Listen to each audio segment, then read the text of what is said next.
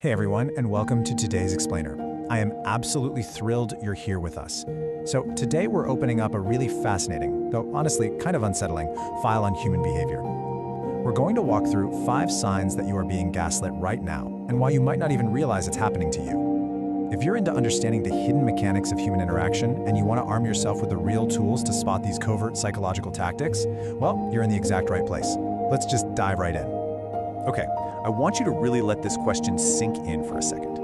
What if the problem just isn't you? Seriously, imagine someone has spent months, or maybe literally years, meticulously convincing you that you are the root of every single issue in your relationship. Every argument, every misunderstanding, every hurt feeling, it somehow magically circles right back to your flaws. That is the core hook of our whole topic today. We're going to unpack exactly how this massive reversal of reality actually happens, step by step.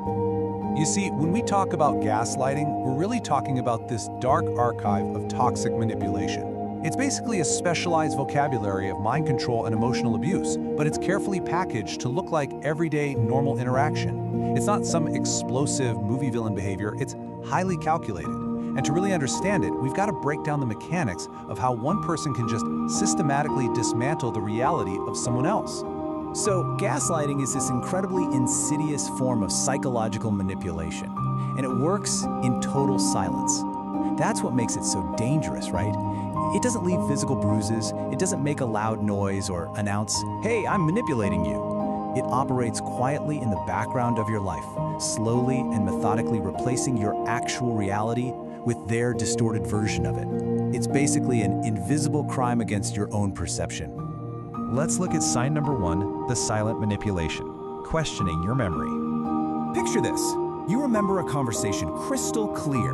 You know exactly what was said, where you were standing, how you felt in that exact moment. But then, the other person looks you dead in the eye and flat out tells you it never happened. Or they say you're remembering it crazy.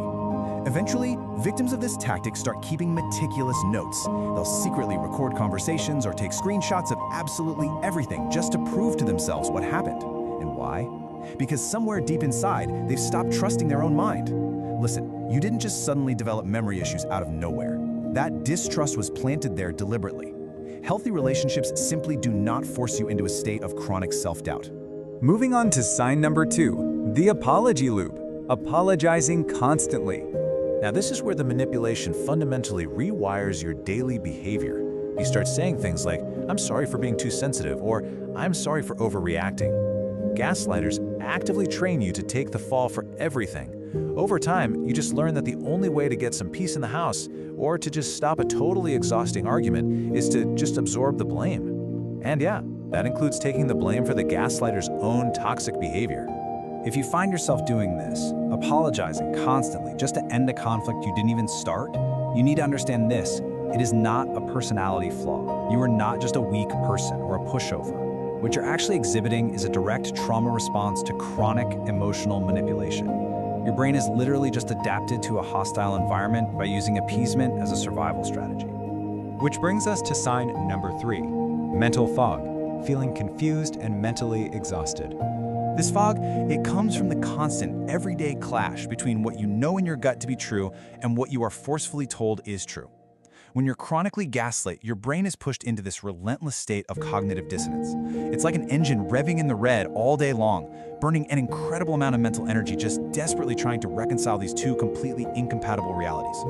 And the physical toll of this dissonance is wild. We're talking profound brain fog, heavy exhaustion, and this sudden, terrifying inability to make the simplest decisions, like what to have for dinner. You just feel paralyzed.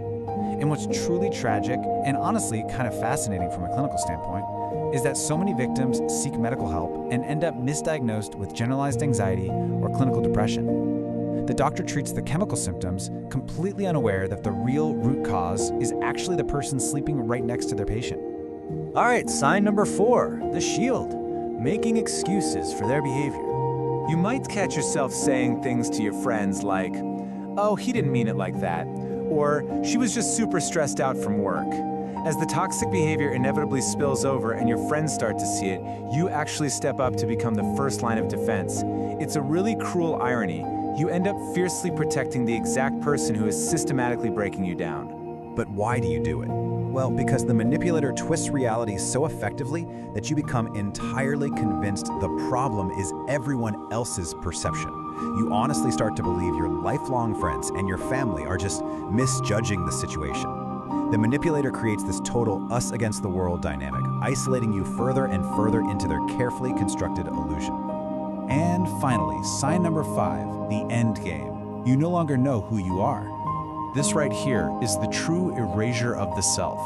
Victims at this stage often say these just devastating things like, I don't know what I like anymore, or I don't know what I think, or most heartbreakingly, I don't know who I was before them. It goes way beyond just doubting a memory. Your very preferences, your independent opinions, your hobbies, your deepest feelings, they've all been slowly, meticulously hollowed out and replaced by whatever the gaslighter dictates. If any of this is resonating with you right now, please hear me clearly on this. The person who dictates your thoughts is not your reality. They are a deliberate distortion of it. Stripping away someone's identity and replacing it with your own agenda, that isn't an expression of intense love or passion. No way. It is absolute, unadulterated control. Remember the core mechanic at play here. Gaslighting doesn't happen overnight. It's at this incredibly slow, persistent erosion. By the time you notice, you've often already lost pieces of yourself. But reclaiming yourself, taking practical steps out of this toxic dynamic, starts with one absolutely vital move: building firm, healthy boundaries. You have to stop engaging in the circular arguments designed solely to confuse you. And look, a healthy boundary isn't about trying to fix them or change their toxic behavior. It is entirely about deciding what you will no longer tolerate in your own life. It's looking them in the eye and saying, I will not participate in a conversation where my reality is denied. Awareness is your first weapon. You now have the vocabulary to recognize their playbook, but awareness absolutely must be followed by practical action.